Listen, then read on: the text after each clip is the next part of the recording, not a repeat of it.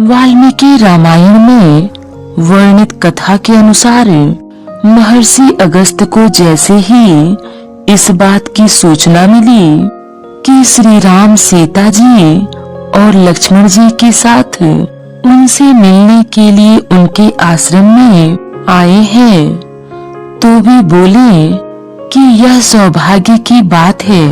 आज चिरकाल के बाद श्री रामचंद्र जी स्वयं ही मुझसे मिलने आ गए। जब प्रभु श्री राम ने अगस्त्य मुनि के आश्रम में प्रवेश किया तो महर्षि अगस्त्य उनके आदर सत्कार के लिए अपने शिष्यों सहित अपनी यज्ञशाला से बाहर निकल आए। प्रभु श्री राम ने अगस्त्य ऋषि को देखते ही लक्ष्मण जी से उनके तप की प्रशंसा की और आगे बढ़कर उनके चरण पकड़ लिए। वाल्मीकि जी लिखते हैं कि जिनमें योगियों का मन रमण करता है एवं जो भक्तों को आनंद प्रदान करने वाले हैं, वे प्रभु श्री राम उस समय माता सीता और लक्ष्मण जी के साथ महर्षि अगस्त्य के चरणों में प्रणाम करके हाथ जोड़कर खड़े थे।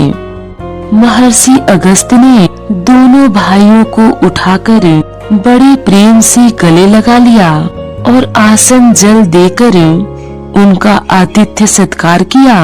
महर्षि अगस्त्य ने अपने सभी श्रेष्ठ आयुध प्रभु श्री राम और लक्ष्मण जी को सौंप दिए थे।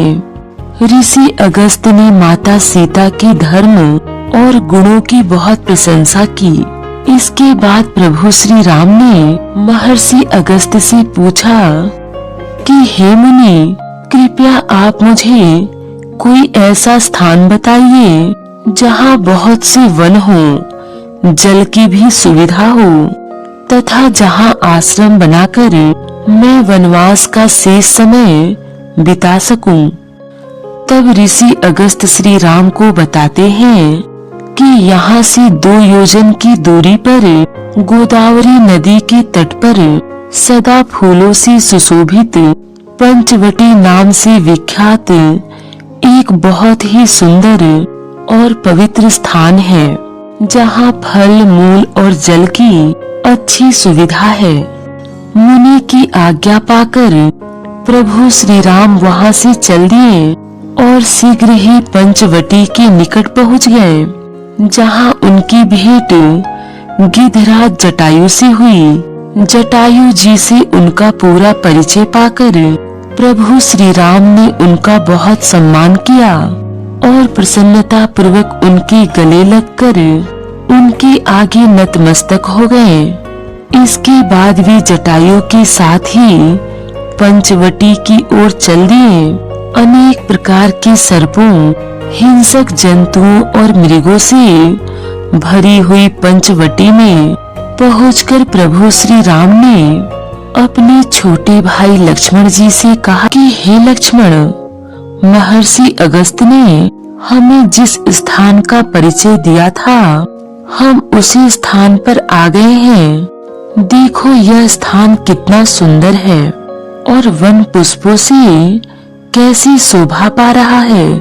लक्ष्मण, तुम इस वन में चारों ओर दृष्टि डालो और बताओ कि किस स्थान पर आश्रम बनाना हमारे लिए अच्छा होगा, जहाँ से जलाशय निकट हो, जहाँ वन और जल दोनों का सुंदर दृश्य हो तथा जिस स्थान के पास ही समिधा, फूल, कुश आदि मिलने की सुविधा हो, जहाँ विदेह कुमारी सीता का मन लगे और जहाँ तुम और हम भी प्रसन्नता पूर्वक रह सकें। तब लक्ष्मण जी प्रभु श्री राम से कहते हैं, भैया आप स्वयं ही देखकर जो स्थान सुंदर जान पड़े वहाँ आश्रम बनाने के लिए मुझे आज्ञा दें। तब प्रभु श्री राम ने सोच विचार कर ऐसा स्थान पसंद किया जो सब प्रकार के उत्तम गुणों से संपन्न और आश्रम बनाने योग्य था। प्रभु श्री राम लक्ष्मण जी से कहते हैं कि देखो वीर, यह स्थान समतल और सुंदर है और बड़े बड़े वृक्षों से घिरा हुआ है। सुंदर कमल पुष्पों के कारण यह स्थान पुष्करणी तीर्थ के समान ही दिखाई दे रहा है। वृक्षों से घिरी हुई यह सुंदर गोदावरी नदी में हंस आदि जल पक्षी विचर रहे हैं। यह नदी इस स्थान से न अधिक दूर है और न ही अत्यंत निकट है। यहाँ से सुंदर ऊंचे ऊंचे पर्वत भी दिखाई दे रहे हैं, जहाँ मयूरों की बोली गूंज रही है। पुष्पों गुलमों लता वल्लियों से युक्त साल खजूर आम अशोक तिलक केवड़ा चंपा चंदन जलकदम्ब समी पलास आदि वृक्षों से घिरे हुए ये पर्वत बड़ी शोभा पा रहे हैं। अतः हे सुमित्रा नंदन, यह स्थान तो बड़ा ही पवित्र और सुंदर है। हम इन पंछी राज जटायुओं के साथ यहीं रहेंगे। अब हमें यहीं पर एक सुंदर आश्रम का निर्माण करना चाहिए। प्रभु श्री राम ने यहाँ जिन वृक्षों के नाम गिनाए वे सभी वृक्ष सदा बहार होते हैं और सेहत के लिए बहुत ही उपयोगी। प्रभु श्री राम के ऐसा कहने पर महाबली लक्ष्मण जी ने शीघ्र ही उस स्थान पर आश्रम बनाकर तैयार किया। वह आश्रम एक बड़ी पर्णशाला के रूप में बनाया गया था। लक्ष्मण जी ने पहले वहां मिट्टी एकत्र करके दीवार खड़ी की। उसमें सुंदर एवं सुदृढ़ स्तंभ बनाए गए। उन खंभों के ऊपर बड़े बड़े बांस तिरछे करके रखे गए। बांसों के रख दिए जाने पर वह पर्ण कुटीर बहुत सुंदर दिखाई देने लगी। फिर लक्ष्मण जी ने उन बांसों पर समी वृक्ष की शाखाएं फैला दी और उन्हें मजबूत रस्सियों से कसकर बांध दिया। इसके बाद ऊपर से कुछ कांस सरकंडे और पत्ते बिछाकर उस पर्णशाला की छत को अच्छे से ढक दिया और नीचे की भूमि को बराबर करके उस पर्ण कुटीर को बड़ा ही सुंदर बना दिया, जो देखने योग्य थी। पर्ण कुटीर को तैयार करके लक्ष्मण जी ने गोदावरी के तट पर जाकर उसमें स्नान किया और कमल के फूल तथा फल लेकर वे फिर वहीं लौट आए। इसके बाद उन्होंने शास्त्रीय विधि से देवताओं का पूजन किया और उसके बाद अपना बनाया हुआ आश्रम प्रभु श्री राम और माता सीता को दिखाया।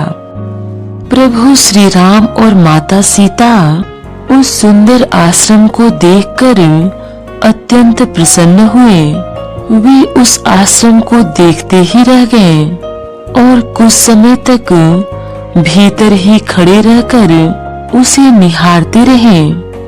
तब प्रभु श्री राम ने अत्यंत प्रसन्न होकर लक्ष्मण जी को अपने हृदय से लगा लिया और बड़े स्नेह के साथ कहा, महाबली लक्ष्मण, मैं तुम पर अत्यंत प्रसन्न हूँ। इसके बदले में तुम्हें क्या दूं?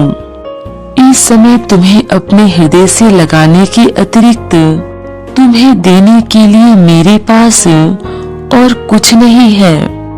लक्ष्मण, तुम तो मेरे मन की बात तुरंत ही समझ जाते हो।